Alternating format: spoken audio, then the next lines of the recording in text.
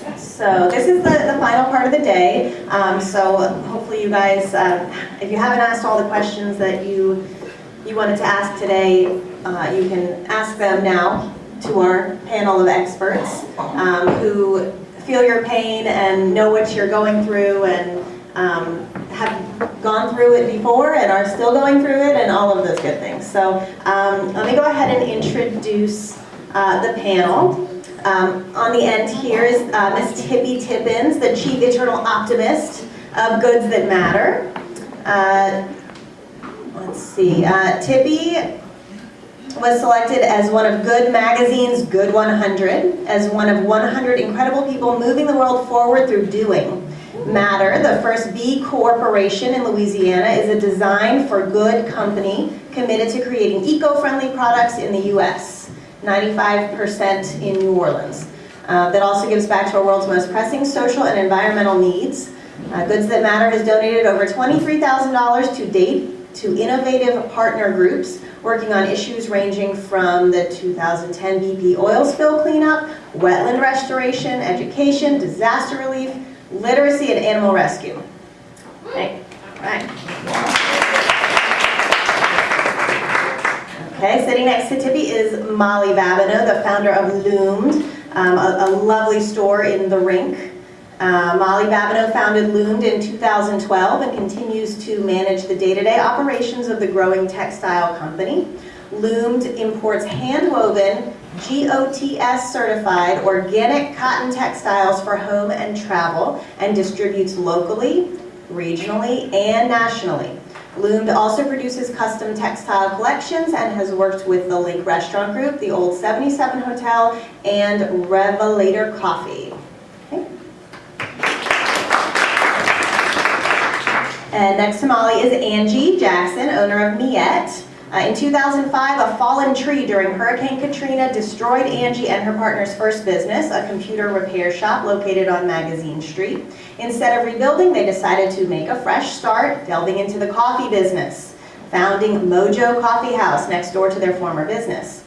After having an established business under her belt, Angie spent free time hosting craft parties in her home, and gradually this turned into a full-time business. In 2010, Miette was launched, providing a space dedicated to selling unique items and featuring a curated collection of handmade and local goods. Rotating over 100 local and displaced artists since opening, she scouts emerging makers and assists them with everything from sourcing high-quality materials to pricing and marketing. An advocate for shopping local, she finds value in being a liaison between the artisan and the consumer, making sure to communicate the importance of the handmade with a focus on celebrating local creative talent.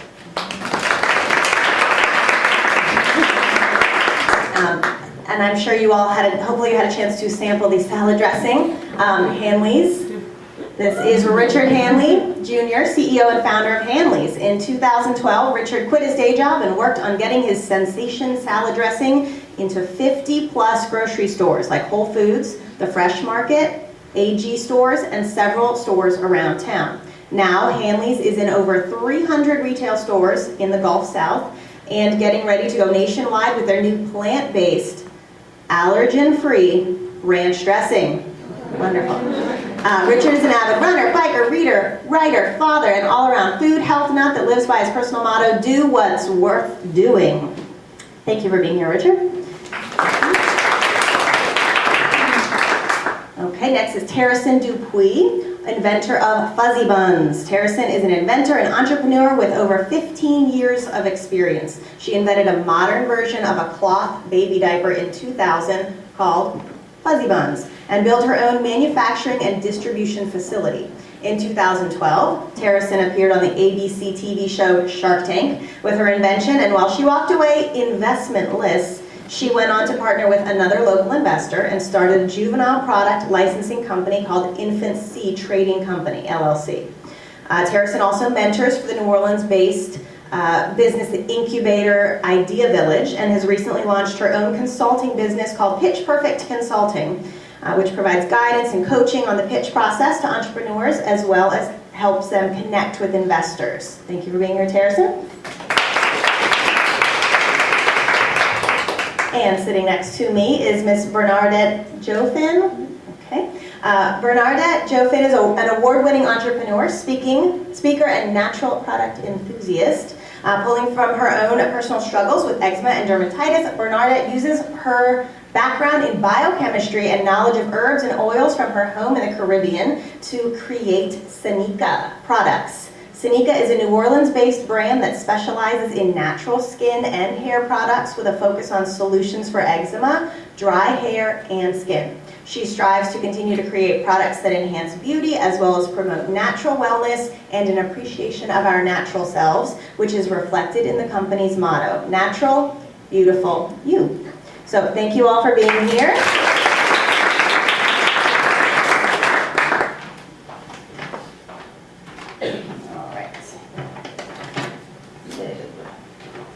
Okay, just a brief survey from the audience.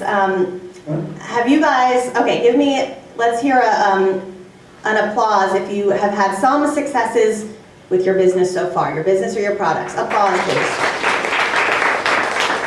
Okay. Stresses or failures, can I get some boos? Okay. Okay. So a general consensus is with launching a new business, there are gripes and glows, and I hope we can dive right into those so I can stop talking. Okay, so let's go ahead and just start off the discussion today with if you could give just one piece of advice to a maker that's new to wholesale, what would it be? What would it be? Who would like to take that? I'll give it a shot. And just pass it on to whoever feels inspired.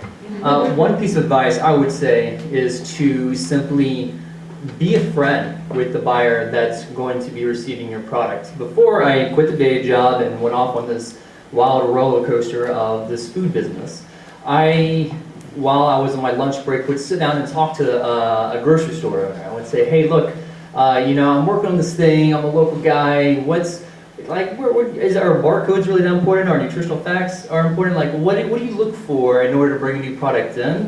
What's like your price point, that kind of thing? And just over months of these kind of conversations with the store's owner, I was able to figure out the process of how I can go from my thing to it being a reality in a very short period of time. And then one day I walked up to them and I was eating lunch there because they had a little deli. And I was, hey, yeah, by the way, I have that thing. It's ready now. You want to buy it? Like, sure, yeah, why not? You've already gone through this checklist. You have everything we need. And it's there ready to go. And that was my first customer.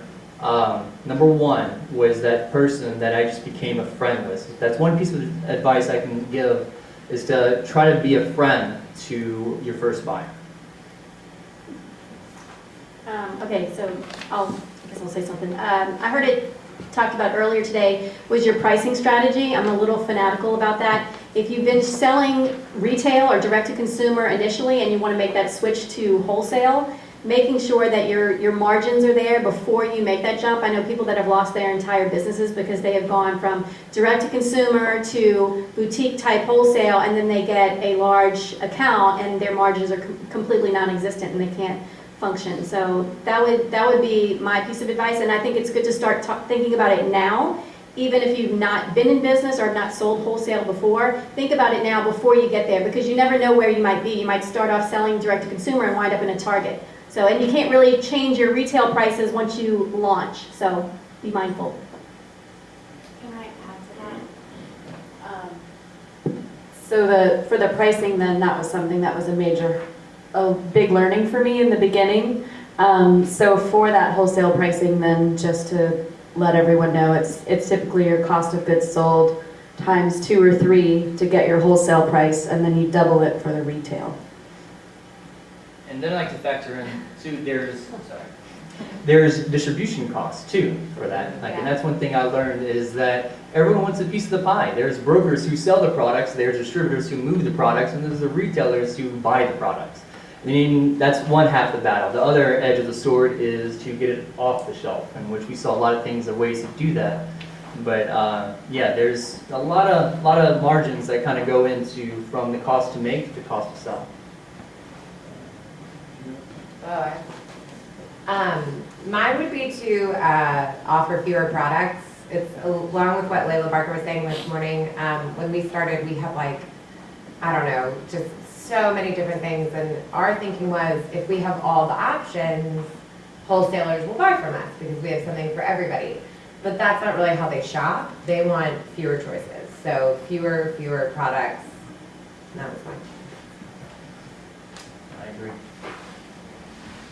What I would add to it is that to be on top of your pricing, if you're not good with math, Leela has, I'm okay with math. I majored in biochemistry, so I should be fine. But Leela has this software called Price-O-Matic. I think it's about like $1.99. It's really good.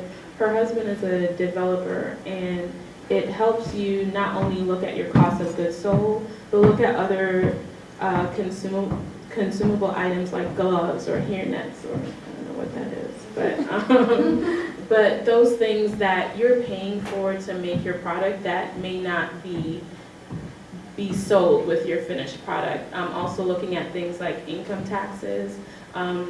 If you're paying someone, you have to pay taxes on that, even if you're not paying them now. And she also has some really good videos that come along with that look at the rate that you're paying someone. So if you're making it now and your ideal rate is $50 an hour, when you hire someone, the reasonable rate for that, or the going rate for that, it may be a $12 an hour job or a $10 an hour job to pay someone to wash the dishes, or to stitch the hem on a dress, or to print a t-shirt. So just be mindful that it's more than just what you're paying for the materials. You have to think about all of the other things that go along with that. Angie, what is the most challenging part of working with artists and makers? That they haven't had this class yet. A lot of artists that I work with are just starting off, so I'm actually in a kind of different thing than everybody else in here in a way. I get people when they're first starting, like it's usually their first necklace that they've made, and they're like, "Do you like this? Can I make more of this?" And I'm like, "Yeah, let's go with this." So I work with artists and find branding, line sheets, and to get to here. Okay. So that's the most challenging part. That's the most challenging. Yeah. Do you have anything to piggyback on that, Molly? Because I know you work with sourcers. You source internationally. So do you have, is there anything that you would, could advise like artists or artisans who have something special you want to be in this? Well, I work with hand weavers in Turkey, so there's some interesting things that go along with that. In a dream world, what I wish they would have for me would be a consistent pricing structure. I mean, I guess it's an issue that's come up a lot today, but if you can give me a final price instead of saying, well, if you do this, if you do that, if you walk into a meeting with a potential client already having that stuff figured out, like have options. Like if you want this one, it's going to be this price per piece. If you want this other thing, it's going to be that price per piece. And that's it. But so many times, there's just a lot of open-ended questions around pricing.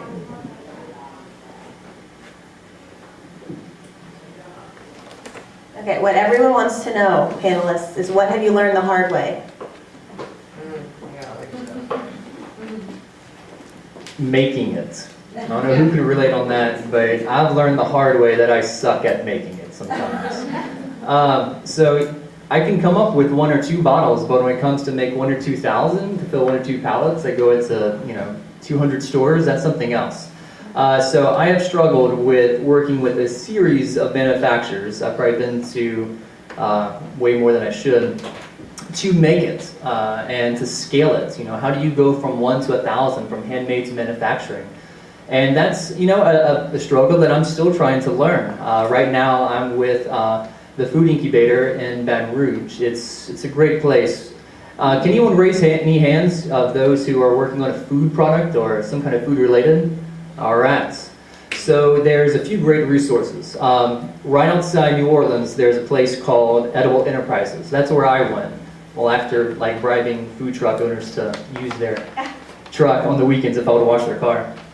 But, so, it's for like $20 an hour, you get access to this FDA-approved facility to mix and make whatever fruit product you want, and it's really great for that. Baton Rouge has something very similar, teamed up with the food incubator at LSU, where they have food scientists that can help you formulate a product that's, going to scale, that can be shelf stable, that, what about your nutritional facts or barcode and all that stuff? They help you kind of figure that out on top of just the commercial facility to mix and make. So it's a great resource, and we're still there because it's always been our plan B, but that's one biggest struggle I have had to deal with, and that's the making part. So still trying to figure that part out. Let's see, I learned everything the hard way. I feel like I did. I started my business in New Iberia, Louisiana. I don't know if anybody knows where that is, but not a whole lot of resources out there. It's a very male-dominated industry with oil field, and I had a sustainable diapering product.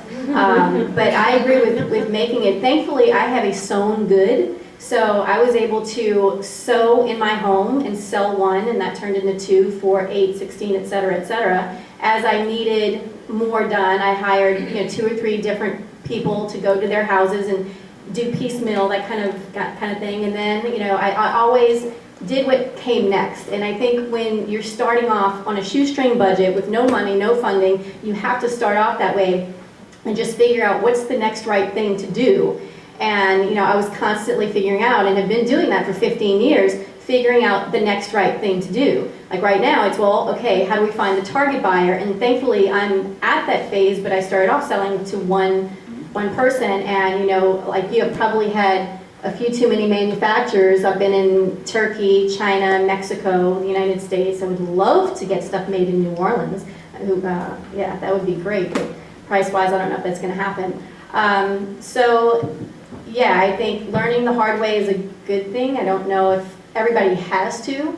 I wish I would have had a mentor or somebody that, some sort of resources. So I'm really glad things like this exist so that you can get a jump start and learn from others who've been there.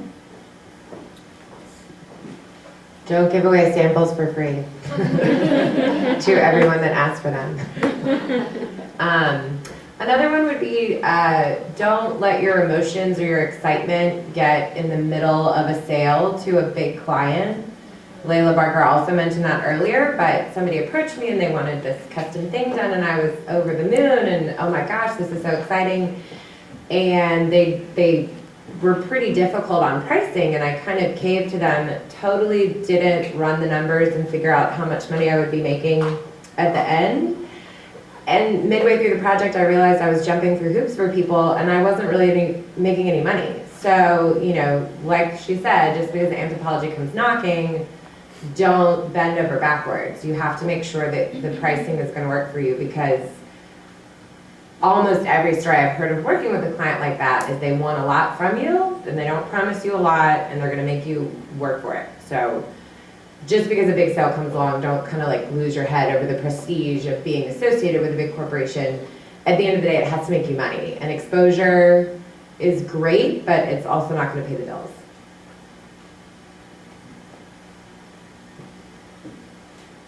No hard lessons? No, I thought we were pressed for time. I would piggyback off of what just about everyone said in terms of I wouldn't say it's a hard lesson, but it's a growing pain, and you have to know when to step back from something when it comes to manufacturing. I formulate all my products, and we worked with a lab as a scaling option to explore that. And it just really wasn't a good fit. The quality wasn't what I needed to be, and it wasn't consistent in terms of that turnaround time.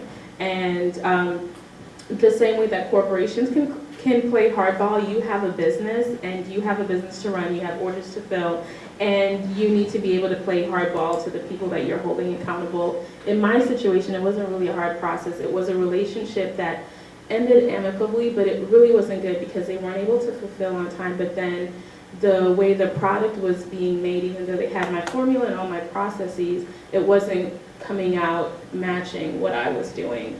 And I had to be comfortable letting that go.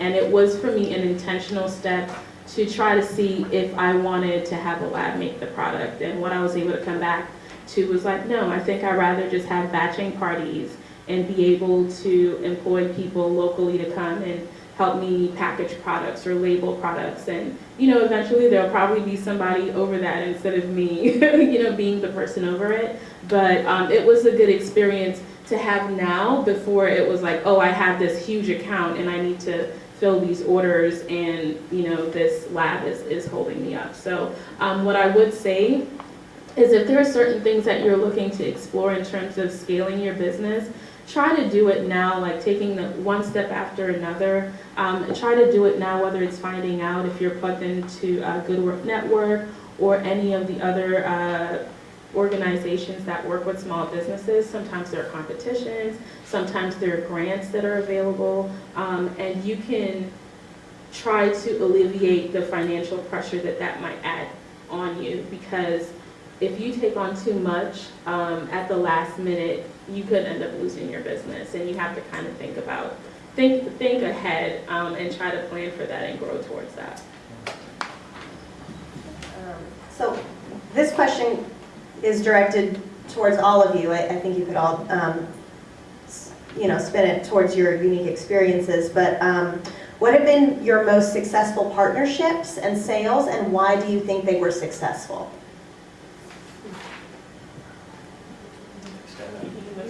All right, so when I first got started, see, the big distributor around this area is AG, Associated Grocers. They go to like places like Dornax, Langenstein's, Bromarts, a lot of these locally independently owned grocery stores, in which a lot of your big cities like Dallas and New York and San Francisco, they traditionally have Safeways and Kroger's, and these big, stale, boring companies are all franchise cities. Not in Louisiana, we're totally different. That's what I love about the state, for one. So it's filled with a lot of locally owned and operated stores. So what I did was I went out, I found out that was one of the main distributors, and I went to the website to figure out the top 20 stores. And I went to those top 20 stores and harassed them. And I went in there with my basket smiling and asking for them to try my product and to give it a shot, and how we're locally made and it's natural and it's all good and here's some free stuff. Doing all the wrong things. But the point was, I made contacts and relationships with these first 20 stores, and then it started to move. And that was great. Then I started to reach out to newspapers, and we got into TV. We're in the local advocates, in NOLA.com, just kept trying to get as much media as possible. And at the time, our sales were doing great. We're in AG's top 20 stores. My minivan was bottomed out, dragging mufflers, because it was carrying so much product, and I was moving it all in myself. It was killing me. But that was a tipping point. So then I took that as leverage to our distributor, AG, and I said, hey, look, here's our sales in the last 3 months. The stuff is selling. What do I have to do to get in the warehouse? He said, nothing. Bring it in.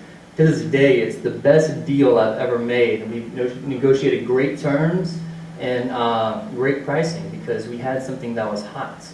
And I basically built excitement around it. If I'm just a regular guy, if I can do it, you can do it, So, but yeah, that's the best advice I can have, is to target a set of stores and to try to build as much hype as possible around those stores, and then use that as leverage to grow.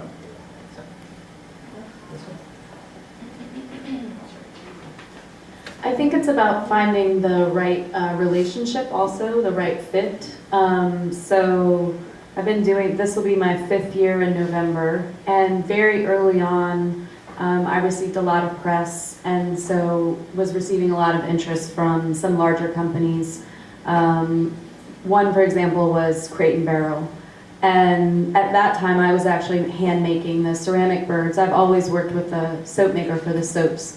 It's our launch product. We now have many different products, but in Bird Project Soap's case, was approached by some larger corporations very early on. And I think that even though, my background is fully creative, and so I've never taken a business class, or, the numbers side has been the big learning side for me.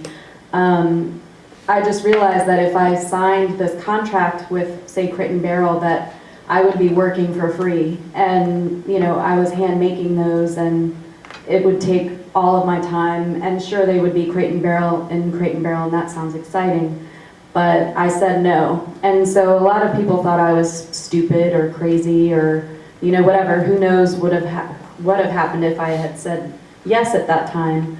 But I think it's about finding the right fit. So in my case, these are handmade, and they're made of very expensive ingredients. They're eco-friendly, they're made in the US, and they give back. So you have to find the right partner.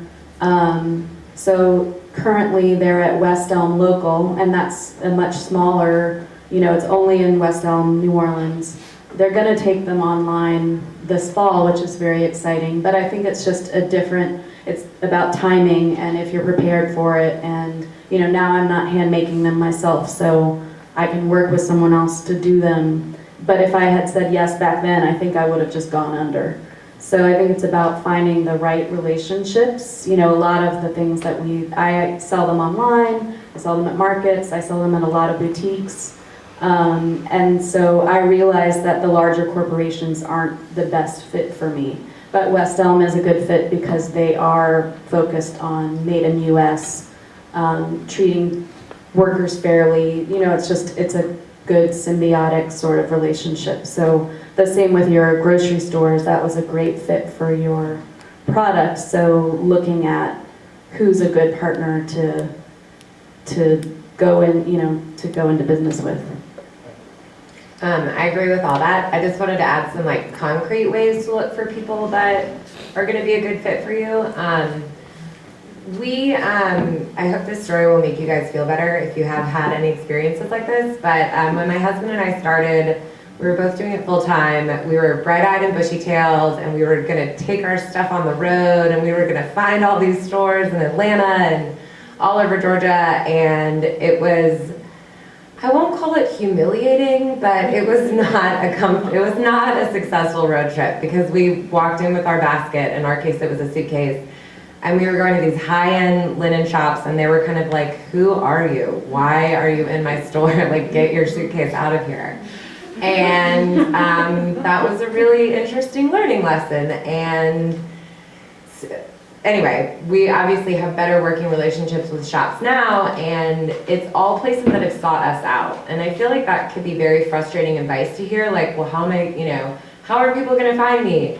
But if you just sort of keep your head down, like keep doing what you're doing, work on your stuff, make sure you have a good website, try and get local press, which is a lot easier than you would think. I mean, a lot of times it's just finding out like who the person at the Times-Picayune writes about what your stuff is and sending them an email. They want new content. You know, their job is to write about stuff that's going on in New Orleans, and that's you. I mean, you're doing them a favor by saying like, hey, I'm doing this cool thing. Would you like to write about it? I'm doing you a favor by giving you this story, you know? And that's gonna get you interest, but you always have the upper hand when somebody comes to you and is like, oh my gosh, you're doing something so great. I wanna carry it in my shop, tell me more. And so our most successful relationships are started with businesses that sought us out. They're independent, locally owned, everything that we were talking about this morning. I also asked them for a pretty high opening order because I wanted to make them invest in my brand and my story. And now they're all about it. It's one of the most exciting things they sell. They reorder from us all the time.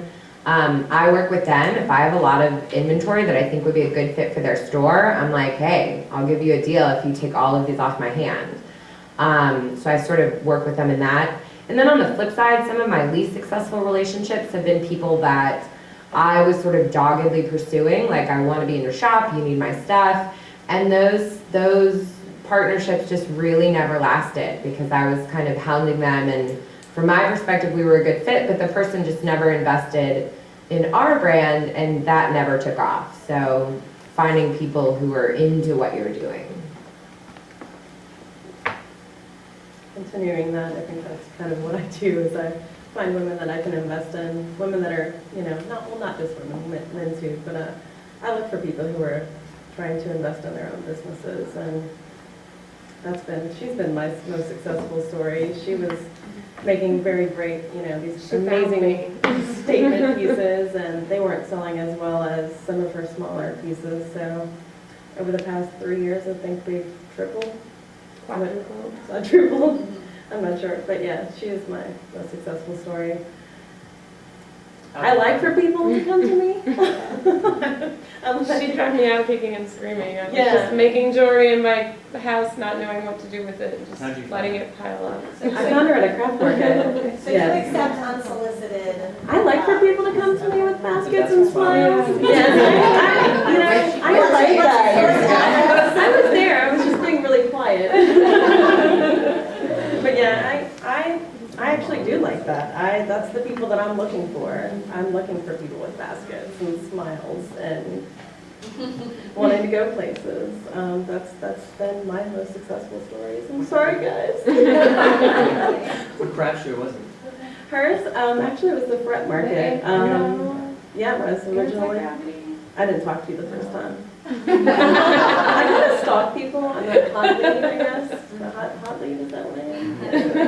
So sometimes I find people, but I'm not usually looking for people who've already made it. Typically, I'm looking for people who are starting, because that's the exciting part to me, is watching somebody grow and growing with them. But yeah. I'm going to echo everything everybody else said, but part of what helped Fuzzy Buns grow was people, the actual consumer. So not only were our small retailers that were all starting off, I feel like we all jumped off at the same time 15 years ago when Fuzzy Buns launched, and there was no modern cloth diapers. Fuzzy Buns was like the first one. So you had consumers that were really, really excited because now they had this really cool product. But then you had retailers that are now all stay-at-home moms, working from their homes mostly. And we were all just very excited, and we helped grow this brand. But what I did was keep that loyalty of all those people that helped grow the brand. I never forgot them. I never went to Target. I was in Target, but I didn't sell out to the big box stores and forget all of those smaller people. And I think that's really important to take into consideration. Because recently, talking about partnerships, these are all good stories. I have a very negative partnership story where, and I don't know if that pertains to the brand or not, but I licensed my brand to another company, and they did not do very well with it, and they fired all of those people that were selling the product for a long time.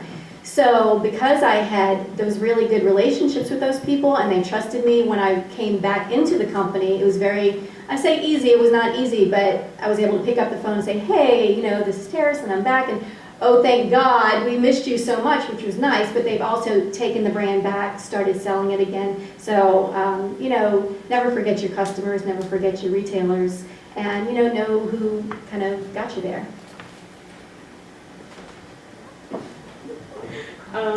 Mine would be from the direct retail side of it. Leela was mentioning that summer for a lot of companies is a slow time, and those are the relationships, your regular customers are sometimes the customers that actually pull you through during the slower times. I want to add to my statement. Some tangible ways that you can do that. For example, this month, I actually called a few of my clients and I said, expect the box in August, but I need to stop doing that because I'm not good with shipping stuff like that on time. But just practical things, handwritten cards. I collect stationery. I'm trying not to, but if I'm in TJ Maxx, if I'm out at a craft fair and I see cards that I like, I get them and I send handwritten cards with no strings attached, no coupon or anything, just, hey, thank you for your support. And I'll do that several times a year. This year I'm doing something different. We're in our 8th year and I'm sending gifts of gratitude, or gratitude gifts. And I always come up with terms for stuff, and when I describe it, they're like, what are you talking about? And for me, that's for some of my longtime clients that order from me regularly. When they have, if their brother is getting married, they'll want me to send a gift to their, sister-in-law to be. I'm sending gifts like that. And like this year, we're in New Orleans. It's a well-recognized place. If you ship a lot online, most of my business is not in New Orleans. I ship, away a lot. So I'm sending them a gift package, and it's going to have a locally preserved jar of product. It's gonna have Zapp's, chips, the sweet Creole one. It's gonna have it's not gonna have any salad dressing. I mean, I just found out, and I actually topped my budget. So, and it's gonna have just some local New Orleans, shameless promotion. It's gonna have just a local New Orleans theme with a cart, and and then one of their favorite products that they offer all the time. And that's something that I set a budget for it, and I'm sending it out to those handful of people. But even the budget that I set for it, it's a fraction of what they've spent with me over the years. So those are ways that you can just, show gratitude and just do things that are practical. Just start with a handwritten card, a thank you card, so. Thank you. But I have more questions, but do any of you have questions before I ask another question? We'll just keep going. Okay, yes. In reference to food, I hear that the markup for a grocery store is less than like if I were to go into, if I was selling a shirt and, it'd be 50%. That grocery store really don't mark it doesn't go like with that ratio, so how do you set your prices? So I typically figure about like 70% or so. I always try to get the most of the percentage, but it's not always the case. With our bigger volume stores, we obviously get less than with our lower volume stores. So about 70%. So you want to see, one, is your product on the shelf comparable with your competitors? Are you too high, too low? With Craig or Jeff was saying earlier, what's your strategy kind of with the branding? Is the price matched? And then after the price matches and it looks good on the shelf, it's like you kind of have to reverse engineer it to make sure that you can make a profit when doing it. And I like to say about 30%. I like to say around 35%. A distributor takes around 20%. And then sometimes there's brokers in there that'll take 5 to 10% in there as well. There's always someone trying to get more piece of the pie. It's food business. So you get 70.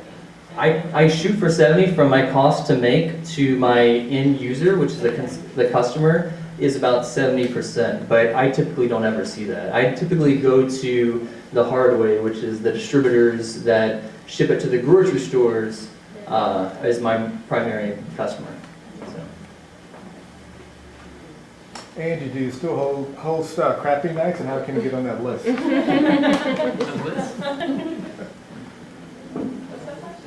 I have actually. Does she still have craft nights? I do still have some craft nights, but I'm actually opening a space right across the street at 1612 where I'm hoping to be doing a lot of that in the neighborhood. Great. And I know that there's been a lot of gentrification going on throughout the city, so my object there is to unify instead of gentrify and somehow bring the whole neighborhood together. This is a perfect neighborhood for it. Yeah.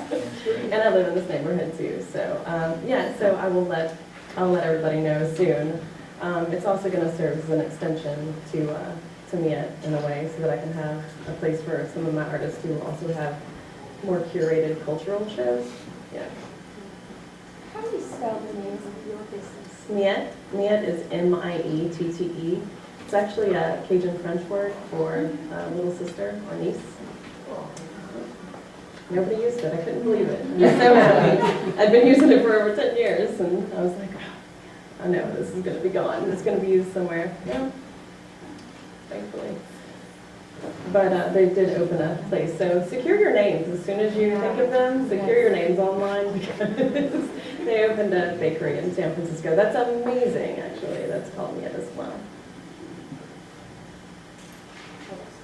And also, one of our sponsors, directnick.com, can help you secure your name if that's something that you're interested in.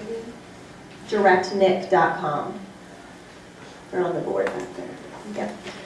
So I'm going to assume you guys are organized and ask you, how do you stay organized? And do you use software to manage the back end of your business? Or so what keeps you sane? Please give us some practical tools. Please. Okay. I'm a work in progress. I have a huge stack of papers if you have any teenagers that need some extra money.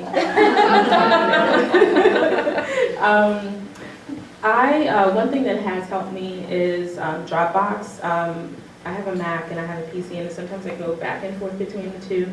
But Dropbox has helped me because if something, God forbid, happens to that Mac, which my previous Mac just exploded out of nowhere, that I may like lose one or two things on there, but everything else is backed up. You know, I guess the need of my business is backed up. So the other thing, well, no, that's not tools for running. Never mind. We actually pay a little bit extra every month to have more space on Dropbox. Well, yes. There's a free one, but I've been with Dropbox for so long. So remember, it was free, and then I upgraded, and then I think they give you way more space now. I don't know if I'll ever use that amount of space. So, I mean, there are some things that it's worth investing in rather than just being like, oh, I'm just going to keep everything here, and then something happens. You know, while you may need to go and locate the files in Dropbox, at least you'll have them versus like, oh my gosh, how did I make this thing? Or, you know, who pays my invoices and who didn't, you know, so, yeah. Well, I don't know if sane is a word that I can actually use. My company is completely virtual, so I'm here. My VP of Sales and Marketing is in Napa. My customer service is in Maine. My IT person is in Morocco, and I think I have somewhere in Atlanta, somewhere. So we have to use technology to keep us somewhat organized. My bookkeeper, she's in Lafayette. I forgot about her. She's kind of important. You know, we run the business on QuickBooks in the cloud, so I can see and she can see, and we're both on the same page. But for the most part, we use Skype a lot. You know, I can back and forth with whomever. We can get on group calls, and we use Box.net for all of our files. So, you know, those are kept in a nice, somewhat organized fashion. Depends on who's organizing them. If it's me, it's probably not too organized.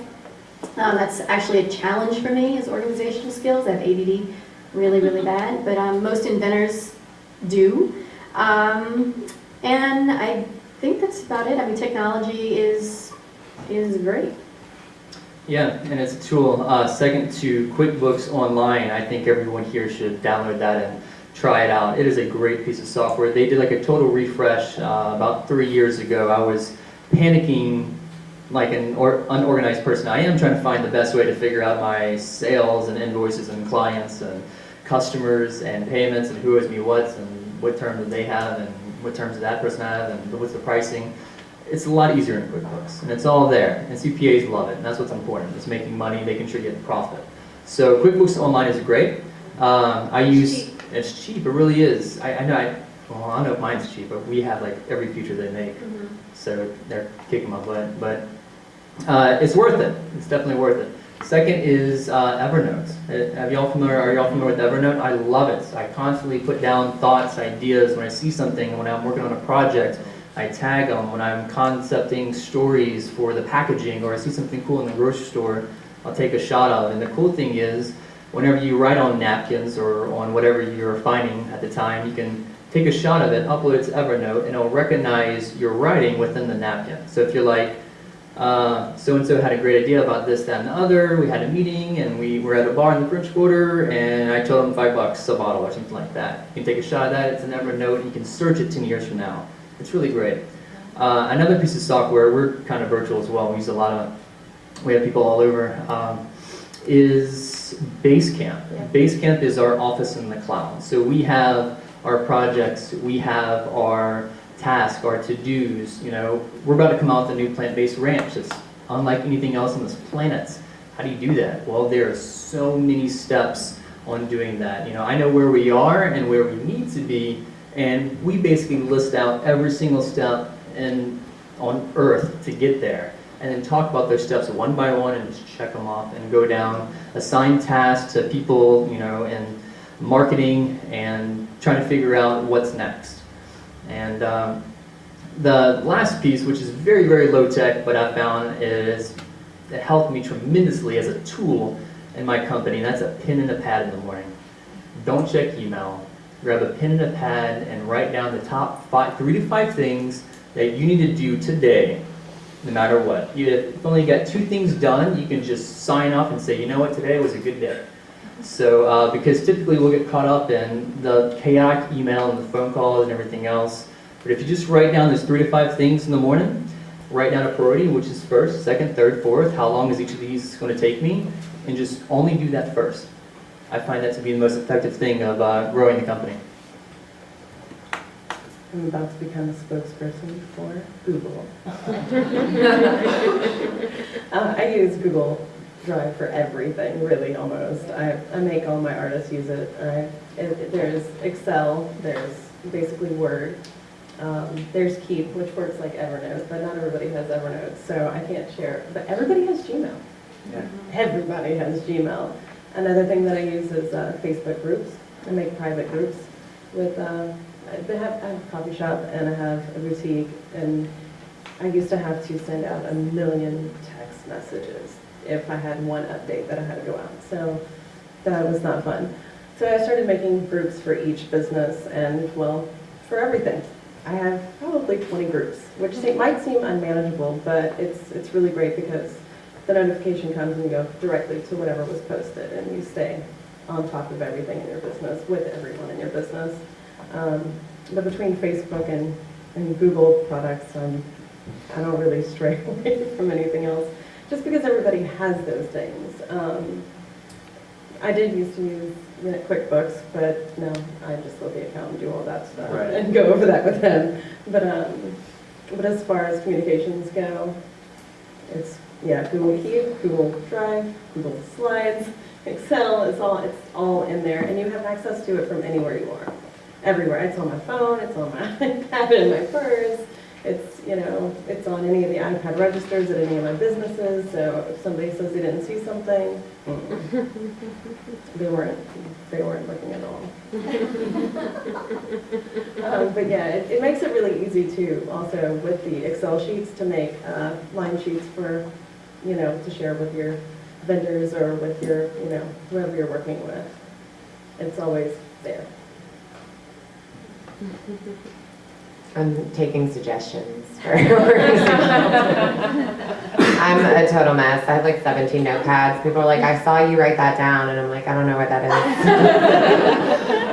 is. So I very recently discovered that when you text message someone and it has a day and a time and it's underlined, do you know when you text somebody, you can click on it and then add an appointment to your calendar, which my friends were like, are you the last person on earth to know that? It's awesome, because then it will remind you that you have something to do. So that's the one thing that I use, and then I have 17 appointment books, so good luck with that. We're lucky she's here today. I have a few different sort of, I'm not hyper organized, but it's something that I learned over the past couple of years. So there's a favorite app that I use. It's called To Do, spelled in a New Orleans sort of way. It's by the designer Swiss Miss. If you're familiar with the Tatley tattoos, this is another of her products. So it's an attractive, as a designer and a design snob, then I appreciate things that look nice.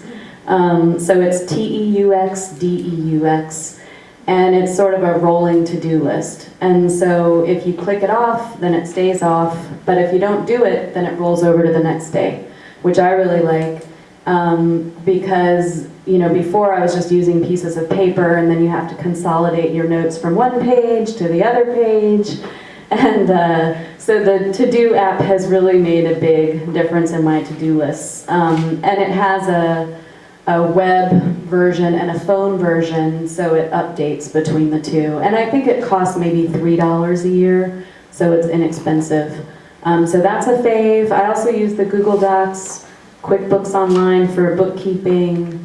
What else? There was another one. Maybe it'll come to me later. But the To-Do is definitely a fave. And you can also, so the thing is that at the top it has the days of the week, and then you can put down below, you can name it whatever you want, but I kind of use those as like little parking lots of things that I have to do, and not going to do this week, or maybe not even next week, but it just sort of keeps it there so it doesn't disappear into the ether. I have one more to add, Doodle. I've been using Doodle a lot for meetings because everybody I meet with, including myself, is just busy all the time. So Doodle's made my life a lot easier with meeting with everyone. You just click off, when you're available, and then it sets the meeting up for you. Are you guys familiar with Doodle? It's really nice. Send out to a group of people. You can choose what times work best for you. And it consolidates that, so you get a good one. Yeah, would you repeat? Doodle, D-O-O-D-L-E. Doodle. I would add one thing. It's not necessarily organization, but since you touched on Google products, Google Voice is really good if you have international calls to make. I have a few clients in different parts of Canada, Europe, and the Caribbean, and so sometimes they'll call me with an order. So it's always nice to be able to be like, okay, well, let me get it in. I'll call you right back, and not have them have to, pay the high fees to stay on the line. I have more questions, but does anyone in the audience have a burning question? No?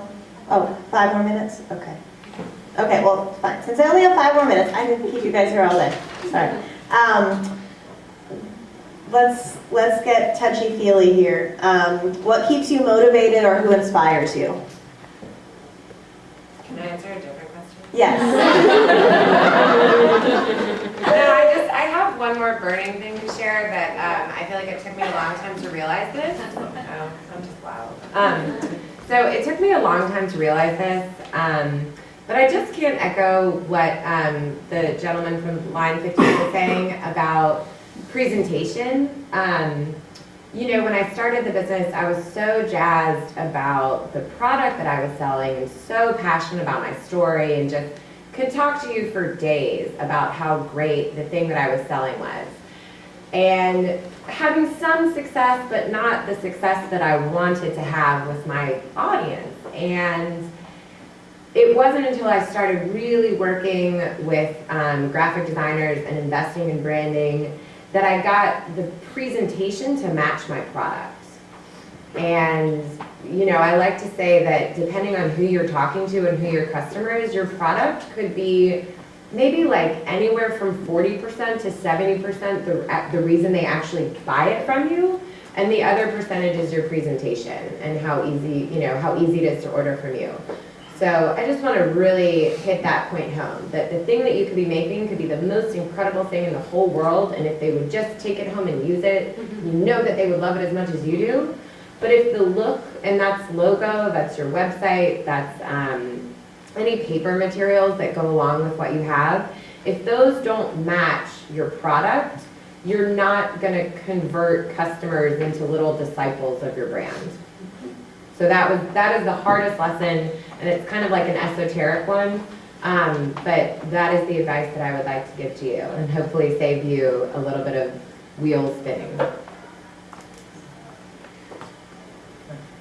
I would say never, ever forget how happy your product makes everybody, because that's the thing that keeps me inspired every day.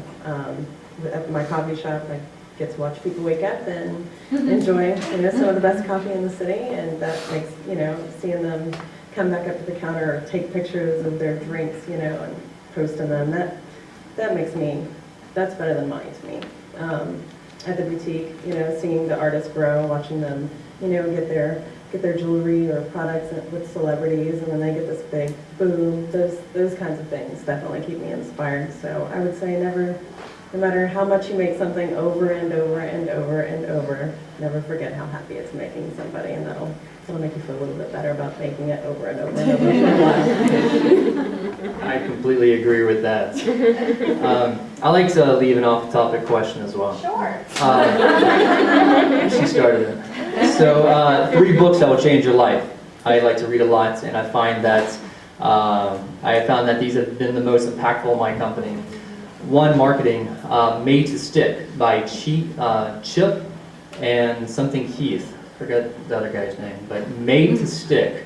And it basically teaches you kind of what Jeff with branding was saying. It's what's your strategy, what's your point, what's your angle, and it's just filled with resources, tips, tools, and techniques. It's really great. Another one, which is what we all were talking about earlier, and that is, you have to have a great product too. Like there's too many good things on the shelf. Yours has to be great, and if it is great and remarkable and revolutionary, it will continue to sell. And the very best book on that is The Purple Cow by Seth Godin. Remarkable writer, short read, you can probably keep in the bathroom, you know, and knock it out soon. So number 3 is, well, in the food, I guess yeah, I got 2 more, so sorry. We'll go with cooking up a business for you food guys, or it's a great, I guess, read for anyone, but Cooking Up a Business is a collection of stories from food entrepreneurs about how they got started, their struggles, you know, and how they grew and how they handled the sales and the ups and downs. Great resource to have. But the last one is the E-Myth Revisited. I think we can all relate on that. An idea, the E-Myth Revisited by Michael Gerber. And the idea behind that is simply, at the beginning, everyone works in their business. They work on it, in it, all day long, you know, 24/7. You're always working in it to make it work. Over time, you need to develop policies and procedures where you can take a step back, hire a staff, and work on it. Those are 2 big different things. You know, at the beginning, you work in it. In the future, you work on it. And that's the leap that you need to make to scale a company. So that's all. One other last thing, it's my personal motto. There's some green bands in the back that say, do what's worth doing. I would like to leave that with everyone here today. And that's my philosophy. That's kind of how I started this company, my own little motto, and that's simply that, do what's worth doing. So. They're on the table in the back. Any other closing remarks? So basically for me, I started St. Nika because of my struggles with eczema and dermatitis. I know how cost effective, or not necessarily cost effective, but how expensive it can be to constantly go to a doctor to get all these prescriptions that actually end up making matters worse. Like, it might cure one thing, but like kill you in the end. And so for me, that's the thing that keeps me going when I have a mom that has a baby with diaper rash or that has eczema that can use the products on her, she can use it on her entire family. And not only does it work, but they have head-to-toe products that also make them feel good about who they are. And that's the thing that, you know, keeps me inspired, just being able to help people. I think one of the things that inspires me to keep going is, one, the desire not to be broke. You know, I have a unique story in that I have built something really, really successful and have seen that success fail and had to live through that, but I've also been granted the opportunity to rebuild that, which did fail once, and take all the experiences that I had over 12, 13 years and apply them to this new company, and same brand, but new company, and to make sure that I don't make the same mistakes that I made before. And I think that's a huge gift that I've been given. I don't think a lot of people get a second chance to make something successful. So, you know, part of what I do is mentorship, and that's what does it for me. I mean, I love what I do. I love my product. I love the fact that it's helping people and parents and babies and retailers and moms and all this good stuff. But I also get a huge charge out of helping other people that were in my situation. If I can divert them from spending $12,000 on a website, which is insane, then, you know, that makes me feel good. Just steering people in the right direction, connecting them with, you know, people that can help them. So giving back to me is why I do what I do at Idea Village. You know, they do pay me, but it's basically volunteer work. You know, just that keeps me going. Tiffy will have the closing remarks. I'll try and make it spectacular. I mean, the things that inspire me, I think, are, you know, starting this company is an effort for me designed for good. So I've had a lot of jobs where I've designed things that I didn't care about, and, you know, I realized it didn't really change the world in one way or another. So that for me is an inspiration, and I hope that I can keep it going and grow the business, and we'll keep on getting to do that. But I think that the point that I would like to leave is that I think that I mean, you have to have fun, you have to enjoy what you're doing, you have to be passionate about it because you're willing to, you know, work millions of hours, make far less money, and, you know, when you're starting out. And you have to be able to let the failures brush off your shoulder. You know, I mean, I think that, I don't know what the percentage of successes versus failures I've had, but I don't remember the failures. You know, like, you learn from them and you move on. So I think that's the that's the thing that has to keep you going, is that you just have to keep focused and working towards the goal, towards the dream, and whatever the failures are, appreciate them for the learning thing, but don't let them knock you down. Like if you feel bad about it, like feel bad about it for 20 minutes, but don't let it stay with you for the whole week.